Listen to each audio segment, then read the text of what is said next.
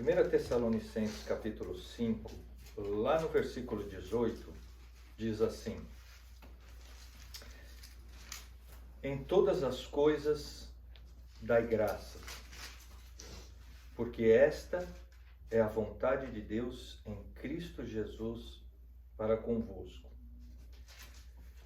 Nós vemos aqui um princípio muito grande. Quando eu estava lendo esse texto, né, me despertou para as coisas grandes, e quando eu estava preparando essa palavra, Deus me levou para outra coisa. Aí eu falei assim: Senhor, agora eu estou perdido, o que o Senhor quer que eu fale no domingo?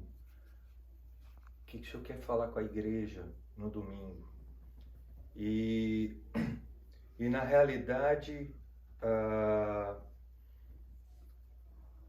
eu pude entender o que Deus quer comunicar conosco nesse dia, e nós vamos discorrer nisso, mas tudo tem a ver com esse versículo. Isso aqui é uma preparação. Porque quando a gente lê em todas as coisas dai graças, a gente se limita ao agradecimento. Eu preciso ser grato. E às vezes, eu não sei se com você, mas sempre veio essa coisa na minha mente, né? Quando eu li esse versículo, em tudo dai graças. Quer dizer, como é que eu lido com questões tão difíceis da vida e eu tenho que agradecer? Eu perco o emprego, eu tenho que agradecer. Eu perco minha casa, eu tenho que agradecer. Eu perco um filho, eu perco uma mãe, eu tenho que agradecer. Quer dizer, é fácil quando a gente recebe uma bênção, como o Juninho compartilhou, algo que ele recebeu, conquistou, é fácil agradecermos. Mas no momento de dificuldade, quando vem uma questão difícil, poxa, eu tenho que agradecer. Essa semana foi semana de Thanksgiving. Eu de manhã, logo que eu acordei, fui tomar café, eu falei: puxa, hoje é dia de ações de graça, deixa eu agradecer a Deus. Eu comecei a orar, eu comecei a agradecer a Deus. E aí começou a vir algumas pessoas na minha mente. Eu comecei a agradecer a Deus por cada um de vocês, e aí começou a vir pessoas, eu comecei a agradecer por pessoas, aí eu parei e falei: Senhor, eu estou agradecendo por fulano, ciclano. Será que eu estou sendo sincero de agradecer? Porque essa pessoa aqui não é brincadeira, não. Será que eu quero agradecer a Deus por essa pessoa? Né? E aí eu fui entendendo essa palavra, que ela é muito mais profunda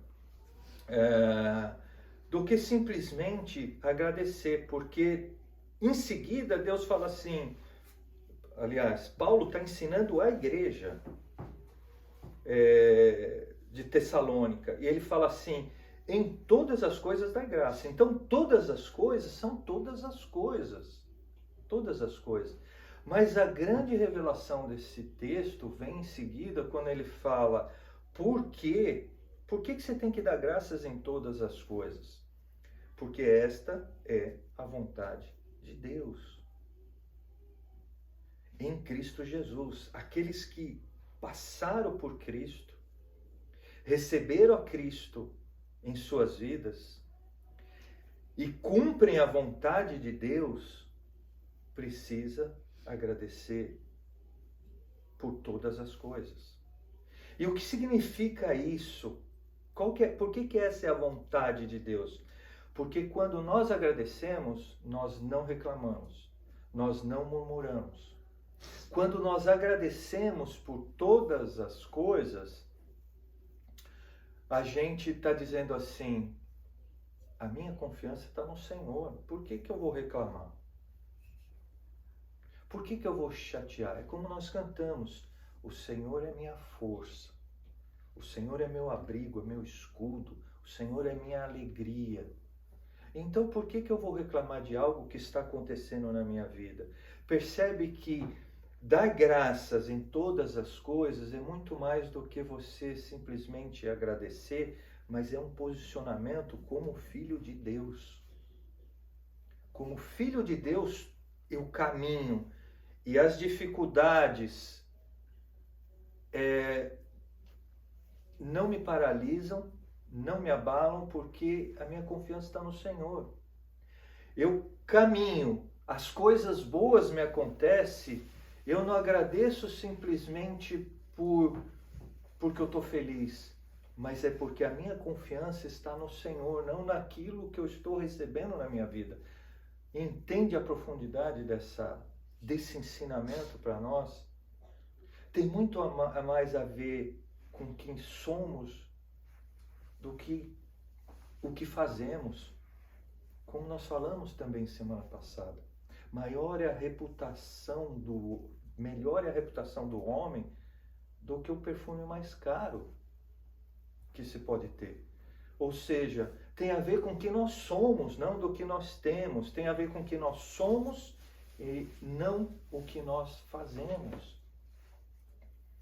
Essa profundidade é que nós precisamos atingir em Deus, né? Porque muitas vezes a gente ora e fala, eu quero fazer a sua vontade.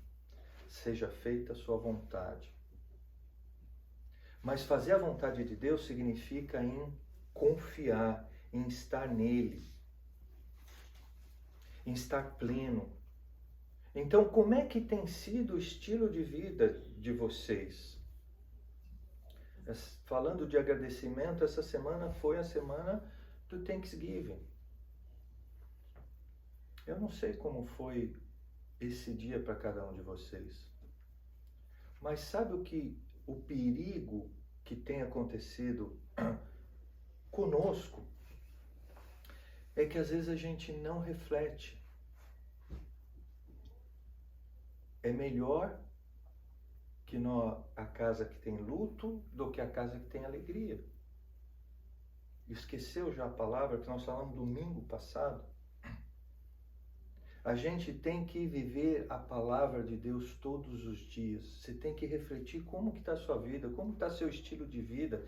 Você tem que entender o porquê que você é desse jeito, porquê que você está vivenciando o que você está vivenciando. Você teve o dia de Thanksgiving. Como eu falei, eu não sei como foi o dia de cada um, mas olha como é sutil as coisas em nossas vidas. Em algum momento qual que é o sentido desse feriado? É nós refletirmos sobre o agradecimento. Você vivenciou isso, essa experiência, né, de refletir, de amadurecer, de buscar sabedoria na sua vida? Ou simplesmente como o que acontece com a maioria das pessoas? É um momento apenas de se reunir, como no Natal, como no aniversário. Se reúne simplesmente para brincar, para conversar, para comer, só isso. Casa de festa. Casa de festa. Nós precisamos ter um sentido das coisas, porque a vida está acontecendo. Coisas espirituais estão acontecendo e nós precisamos ter consciência de como estamos conduzindo a nossa vida. Por que você está aqui nessa manhã? É importante você ter essas revelações, porque quando você está convicto, está certo, nada te abala. Você tem alegria de estar. Você desfruta de estar aqui porque você quer e você sabe a importância que é. Mas quando você não sabe, você não valoriza, você não vai estar. Quando você não entende o propósito das coisas, quando você não entende porque se você se reúne, você faz de qualquer jeito. Você passa o Thanksgiving apenas como um dia de festa. Você passa o Natal apenas como um dia de festa. E por que Paulo está ensinando isso, né?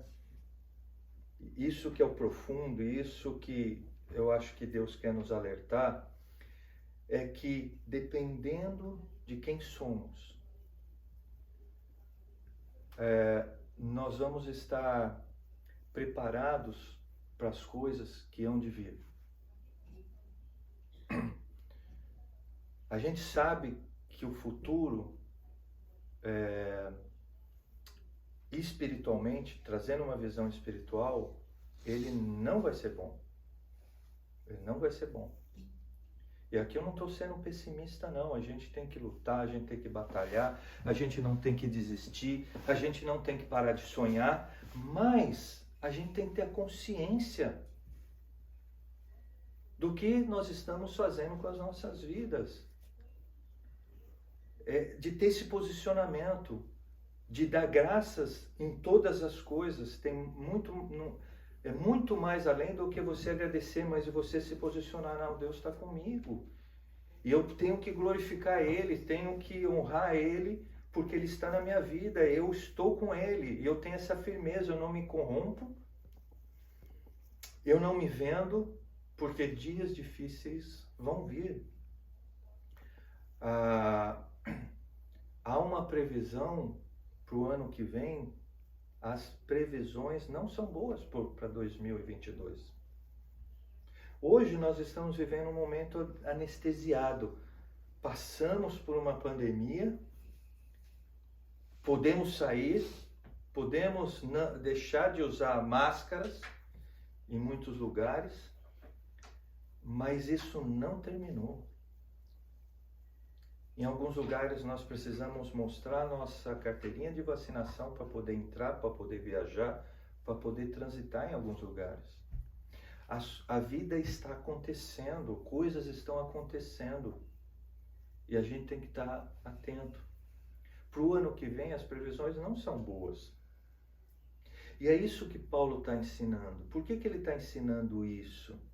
E aqui eu peguei um ensinamento, porque na realidade ele começa a ensinar várias coisas para a igreja, se a gente tiver tempo a gente vai passar. E aí ele chega aqui, em tudo dá graças. Mas por que me chamou a atenção nesse ensinamento? Porque ele fala, o seu estilo de vida vai fazer diferença. E por que ele está falando tudo isso? Por que ele está ensinando isso para a igreja? Porque vai lá no versículo 1, do mesmo capítulo 5, e aí ele começa a conversar com a igreja, como eu estou aqui conversando com vocês. É como se Paulo estivesse falando para a nossa igreja aqui hoje. E ele diz assim, olha, versículo 1, acerca dos tempos e das estações, irmãos, não necessitais de que eu vos escreva, porque vós mesmos sabeis perfeitamente que o dia do Senhor virá como ladrão da noite. Porque quando disserem paz e segurança, então repentina destruição virá sobre eles, como as dores de parto à mulher grávida, e não escaparão. Ou seja, ele está fazendo aqui a comparação com a mulher grávida, porque quando as dores de parto acontecem com a mulher, não tem mais nada o que fazer, a criança vai nascer. Não tem como voltar, não tem como aliviar. As dores de parto é o sinal, a criança vai nascer. E quando esses sinais começarem a acontecer a nós, não tem para onde correr. As profecias acerca do fim dos tempos vão acontecer. Mas vós, irmãos, não estáis em trevas. Aí ele traz a importância de a gente dar graças em todas as coisas, de a gente se posicionar em Deus. Vocês não estão em trevas, para que aquele dia vos surpreenda como ladrão. Ou seja, será que você não está em trevas? Será que esse dia vai te surpreender? Ou você já está preparado para esse dia? quem está em trevas não vai se surpreender. Por quê? Porque ele está vivendo a vida dele. Como se ele tivesse o controle, como se nada dessas profecias que Deus deixou para a gente vai acontecer. E ele está vivendo. Ele vai ser pego de surpresa. Versículo 5. Porque todos vós sois filhos da luz e filhos do dia. Nós não somos da noite, nem das trevas.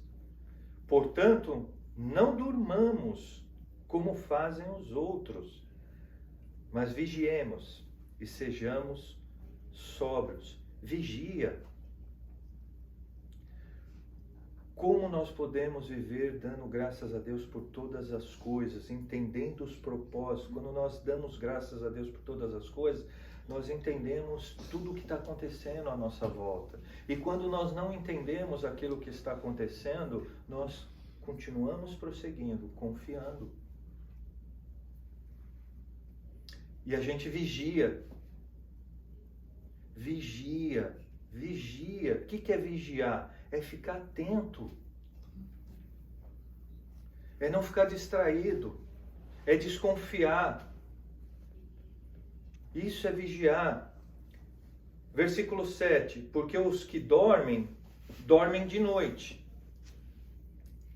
E os que se embebedam, embebedam-se de noite. Mas nós, que somos do dia, sejamos sóbrios, vestindo-nos da couraça da fé e do amor, e por capacete a esperança da salvação. Perceba como as pessoas estão perdendo isso, porque elas não estão vigilantes, elas estão vivendo a vida. Nós, é o alerta de Deus, é o alerta que Paulo estava fazendo naquela igreja, está fazendo a nós hoje. Coloca o escudo, se proteja, porque nós estamos numa guerra. Nós estamos numa guerra. O dia está bonito hoje. Nós acabamos de passar por uma semana de agito, de compras. A vida está acontecendo, mas vigia. Vigia. Coloca o escudo, porque o inimigo tá no ataque. Por que você tem que ter o escudo? Para você não perder a sua fé. Quando você perde a sua fé, você deixa de crer. Ou seja, você permite dúvidas entrar no seu coração. Você vai perder a batalha. Então, vista o escudo, se proteja de tudo aquilo que vem tentar roubar a sua fé. E use o capacete, né? Não deixa a sua mente perder a esperança da salvação, perder a esperança dessas coisas, das profecias de Deus na sua vida. Versículo 9. Porque Deus, olha que palavra linda, não nos designou para a ira. Porque quando Jesus voltar, a ira de Deus vai ser manifestada na terra. O Senhor tem permitido muitas coisas acontecer. O Senhor é santo, Ele abomina todo o pecado. O pecado está invadindo a terra. O pecado está destruindo a própria criação de Deus. Mas um dia, a palavra de Deus fala que Deus vai colocar a ira. O que é a ira? É tudo aquilo que está sendo guardado para fazer justiça. A justiça vai vir. A ira de Deus vai vir. Quando a mão de Deus vem sobre algo fazer justiça, é muito forte. E isso vai acontecer. Só que olha que coisa linda. Mas para a aquisição... versículo 10. Ele morreu por nós... Não, Versículo 9, porque Deus não nos designou para a ira, Deus não nos vai colocar, aqueles que passaram por Cristo não vão passar por essa ira de Deus, mas para a aquisição da salvação por nosso Senhor Jesus Cristo. O fato de as pessoas terem aceitado a Jesus, adquirir essa salvação, não sofrerão essa ira de Deus sobre a humanidade. Versículo 10, que morreu por nós, para que, quer vigiemos, quer durmamos, vivamos juntamente com Ele. Então Paulo está ensinando isso para a igreja, e aí ele fala assim, mediante tudo isso que eu estou falando, mediante essas coisas que vão acontecer, eu quero pedir uma coisa para vocês. Como é que vocês devem se comportar? Como é que vocês devem viver entre vocês para que vocês passem por esse momento bem? Aí ele fala no versículo 11, pelo que consolai-vos uns aos outros. Então, qual que é a maneira que nós devemos agir como igreja? É dando força um para o outro. Não é fazendo com que o outro não exista.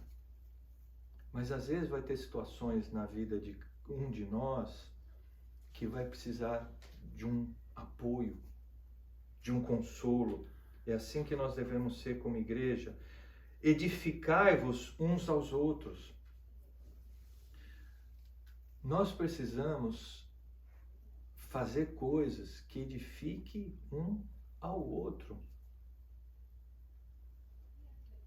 O que você tem feito para o seu irmão tem edificado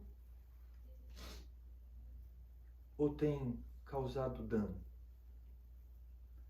Nós, como igreja, como irmãos, temos que ter essa consciência de poxa, eu tenho que edificar a vida do Juninho, eu tenho que fazer ele crescer, eu tenho que fazer ele se aproximar mais de Deus. Eu tenho que fazer parte disso. Versículo 12. E suplicamos a vós, irmãos, que reconheçais os que trabalham entre vós, o que presidem, ou seja, os que lideram, os que trabalham para vocês no Senhor, aqueles que admoestam, ou seja, aqueles que aconselham, aqueles que ajudam. Está falando da liderança espiritual, está falando de honra, de valorizar. É assim que nós devemos ser como igreja. Aí você fala, então você está pregando em benefício próprio. Não, eu estou pregando a palavra de Deus. Nós temos que nos moldar à palavra de Deus, nós precisamos aprender sobre a palavra de Deus. Nós temos que edificar uns aos outros, nós temos que trazer honra a quem tem honra.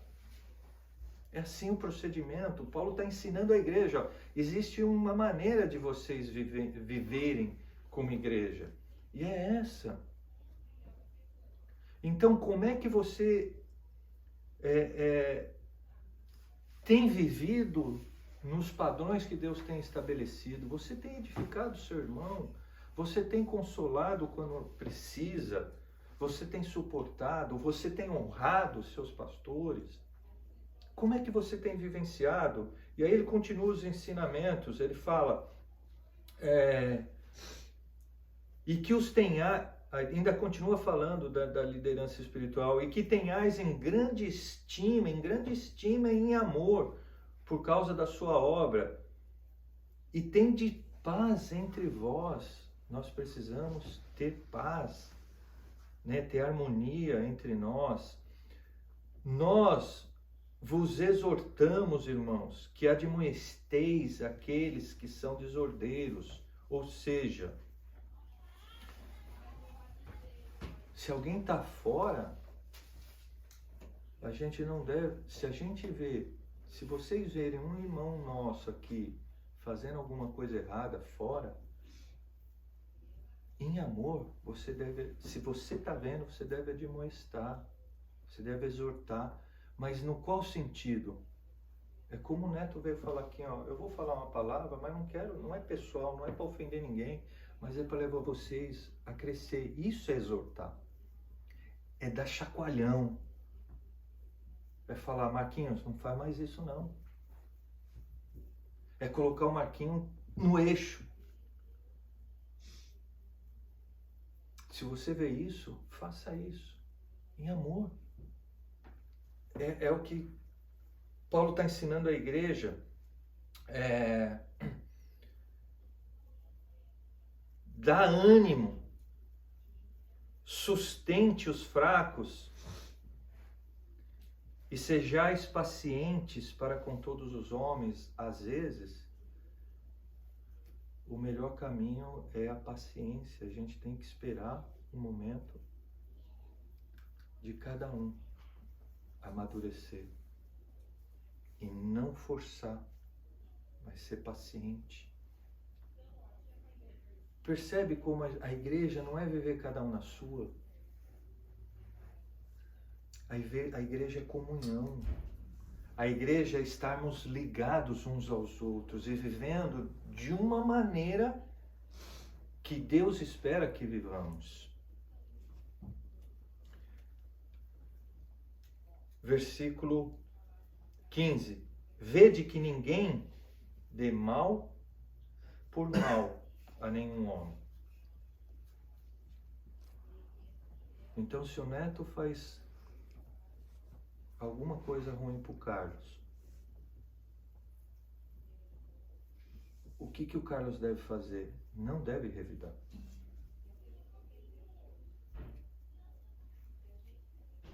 O Neto fez um mal para o Carlos. Não faça o mal pelo mal. Segura. Mas não faça o mal com o mal. Não gera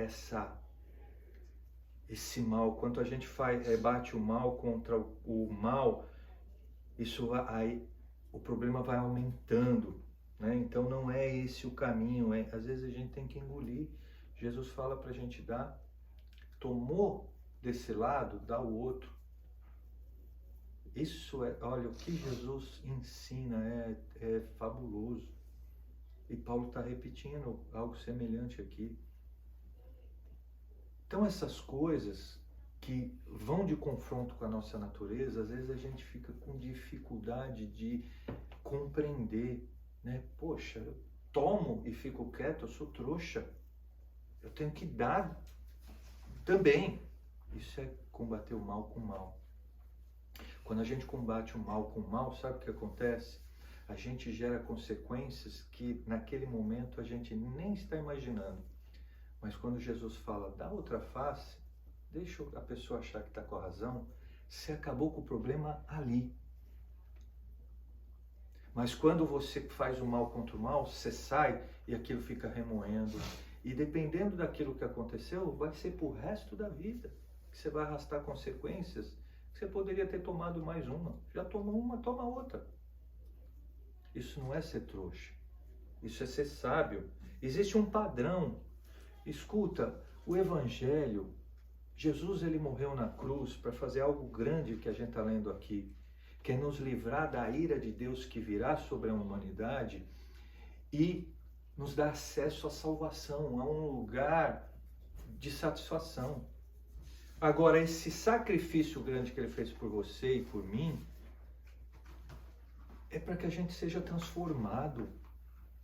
É para que isso faça diferença em nossas vidas. Não que a gente viva como todo mundo, mas que a gente glorifique a Deus em todas as coisas.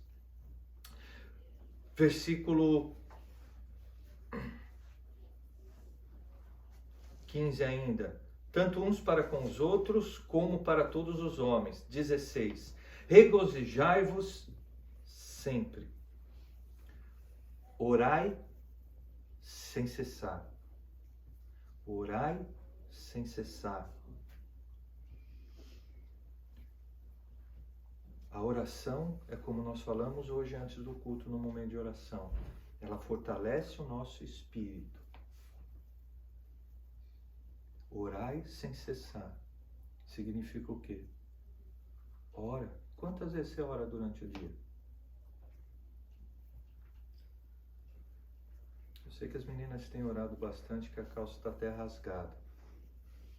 De tanto de hora de joelho. Ore sem cessar. Perceba que a gente recebe uma instrução. É lindo. Eu sei que eu tenho que fazer. Mas o culto vai acabar daqui a pouco. Você vai sair pela porta. E o que isso vai transformar na sua vida?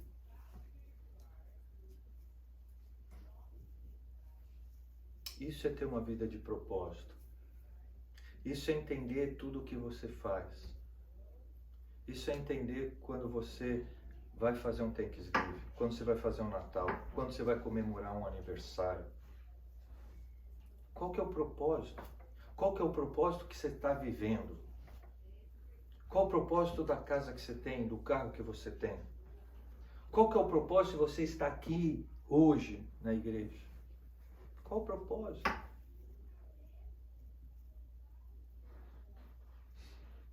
Cristo morreu por você. Ele fez uma tremenda diferença. Para você ser diferente. Para você ser sal e luz do mundo. Orai sem cessar. Versículo 18. Em todas as coisas, dai graças. Sabe por quê?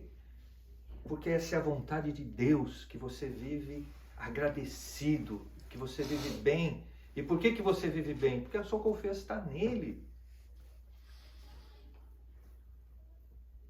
Você não se abala porque você está nele, por isso você tem um coração grato por tudo que acontece. Quebrou o carro, glória a Deus. Percebe que começa a fazer sentido?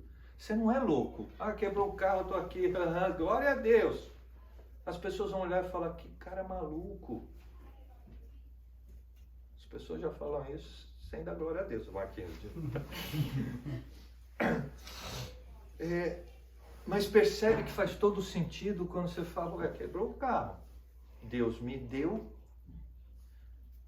Por isso que às vezes a gente vê algum testemunho de pessoas que perdem um filho, que deve ser uma dor insuportável. E ela dá glória a Deus, porque ela entende que a vida dela está nas mãos de Deus. Ela agradece pelo tempo que Deus concedeu àquela pessoa a ela. E ela passa por aquela dor. Agora, quando você não tem essa revelação, esse entendimento, é difícil. Mas aqueles que estão em Cristo, esse deve ser o comportamento. Não para uma situação extrema, como eu estou colocando, mas nas mínimas também. Em tudo dai graças. E aí ele fala, não apagueis o espírito. Quando a gente faz algo que desagrada a Deus, quando a gente comete um pecado, nós estamos apagando o espírito. Ao contrário, o espírito tem que vivificar em você. Quando nós estamos cheios do espírito, é diferente. A gente vive a palavra de Deus. Mas quando a gente não vive a palavra de Deus, é notório que nós estamos na carne. Por isso, vigia. Não desprezei as profecias. Não chegue e fale assim, isso que você está lendo não é para agora. Talvez demore. Como esse povo aqui que Paulo estava ensinando sobre profecias, eles não vivenciaram isso. Talvez seja a nossa geração. Talvez seja a nossa geração. Talvez o princípio das dores que a Bíblia está falando esteja próximo nos próximos anos. E talvez nós vamos passar por isso. E como nós já estudamos isso, vão ser dias terríveis. A grande tribulação serão dias terríveis. Talvez a gente passe por isso. Mas se não passarmos como esses irmãos não passaram, nós temos que ensinar nossos filhos, porque eles vão passar. Se eles vão passar, os nossos netos. O Evangelho precisa continuar. Mas se nós não nos posicionarmos hoje diante do Senhor e entendemos quem nós somos no Senhor, o Evangelho enfraquece. O reino de Deus não é estabelecido. Então, o reino de Deus é estabelecido através de nós, daquilo que Deus está construindo em nós. Não desprezei as profecias, examinai todas as coisas, retende o que é bom, abstende-vos de toda aparência do mal. Outra dica importante que ele dá para a igreja. Não é só não pecar, mas se aquilo que você quer fazer vai dar uma conotação do mal, não faça, porque você vai levar alguém a pecar. Afasta-se da aparência do mal.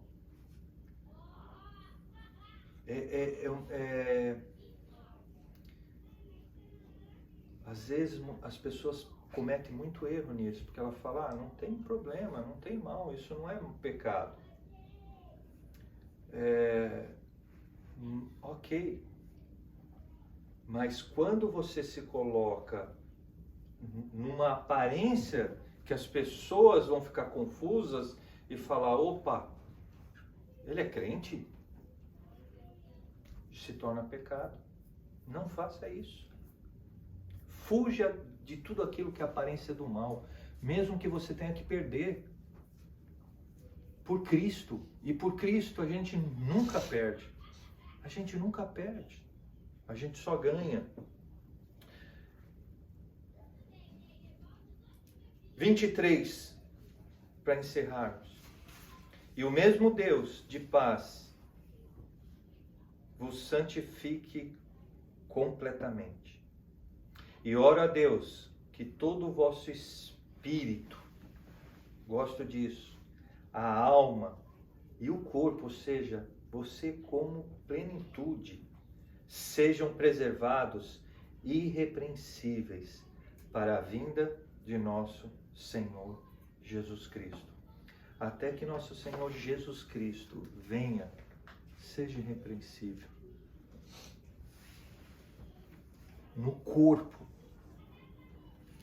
na alma e no espírito, ou seja, todo o seu ser. Porque Deus, Ele quer e Ele se preocupa com todo o seu ser, não é só com o espírito. É com a sua alma, é com os seus pensamentos, é a maneira como você pensa, é com o seu corpo. Muitas vezes as pessoas cuidam do espírito, cuidam da alma e esquecem do corpo. Precisamos cuidar do corpo também. Permanecemos irrepreensíveis. Quando Jesus voltar, e Ele vai voltar, e talvez esteja próximo, gente.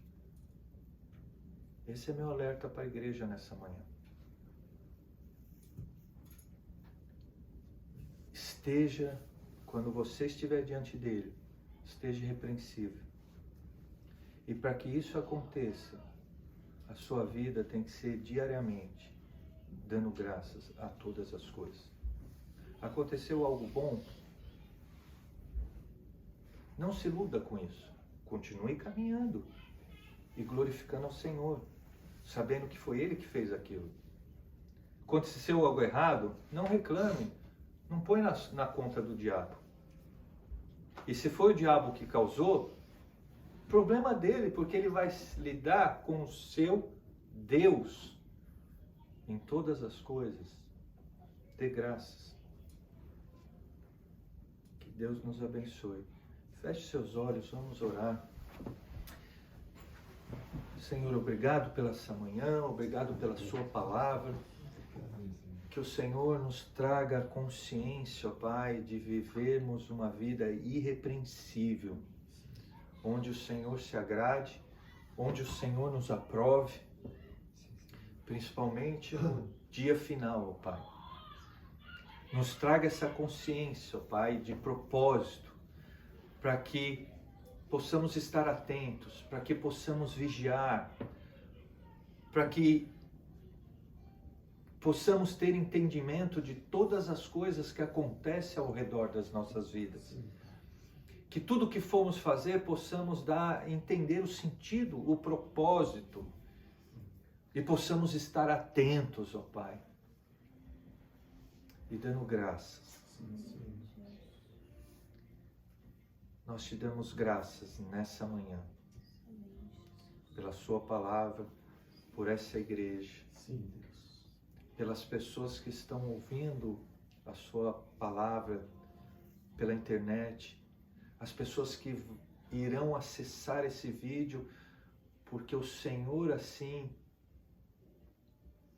desejar. Em todas as coisas damos graças. Amém. Abençoe o restante desse dia. Abençoe esta semana. Abençoe esse mês que se inicia, Pai.